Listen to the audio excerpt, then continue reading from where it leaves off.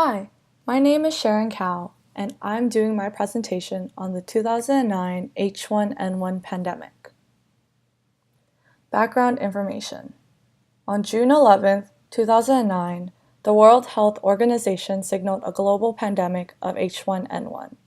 For the signal, it was mainly due to the spread of the disease, not the severity of it. H1N1 is a contagious respiratory disease and can be spread through human contact. H1N1 is also called swine flu because the genes in the virus show similarities to influenza viruses in pigs. The people most susceptible to severe cases of H1N1 include children under the age of 5, adults older than 65, pregnant women, and people who have medical conditions. Analysis of the current situation. The H1N1 virus is now a regular human flu virus, which continues to circulate seasonally. Its strength is that it is no longer an initial threat, which means there will be no reason to call another pandemic for it. Its weakness is that it is different from the regular flu. Seasonal flu viruses change from year to year, but they are closely related to each other. People who have had prior flu infections usually have immunity to seasonal flu viruses. However, the 2009 H1N1 flu virus is a new virus strain. It is very different from the seasonal flu viruses. Therefore, people have little or no immunity to it. Its opportunity is that it has vaccinations to prevent it and treatments to cure it.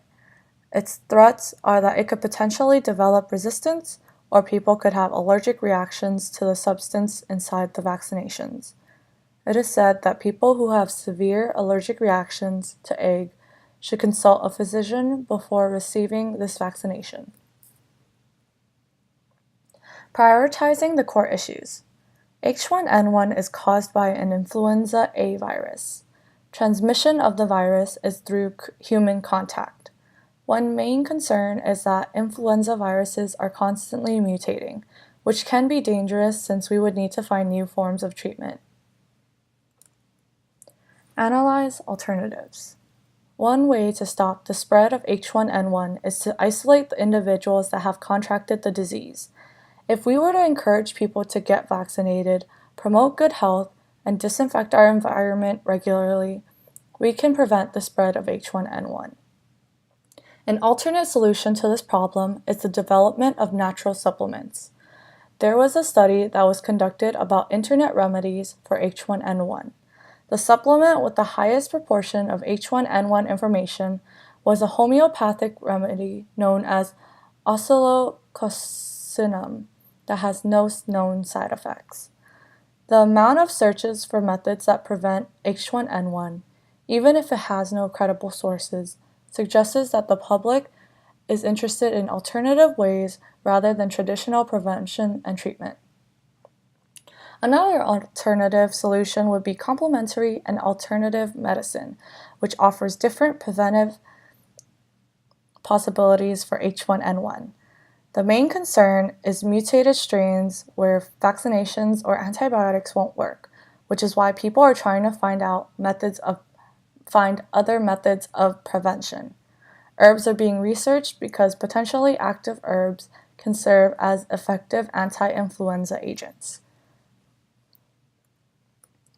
Some recommendations to prevent H1N1 include obtaining vaccinations to prevent it, receiving medication to treat it, practicing good hygiene, and educating the public about the disease. Establishing an action plan. The CDC has several recommendations pertaining to the H1N1 influenza. This action plan concerns medical offices and outpatient facilities. Firstly, they should identify the essential functions and individuals and develop a plan in the case where someone is missing due to H1N1. They should also plan ahead in the case where a significant amount of the staff is missing and designate who should do what, since it would become really busy. They should also take the steps to protect the workplace during an outbreak. They can do this by providing immunization and the means to care for the workers. In the case of an outbreak, the facility should be prepared for the worst and come up with alternative solutions if something were to go wrong. Overall, H1N1 has become less severe now than it was in 2009. However, it is still contagious, so everyone should take the necessary precautions in order to not contract the virus.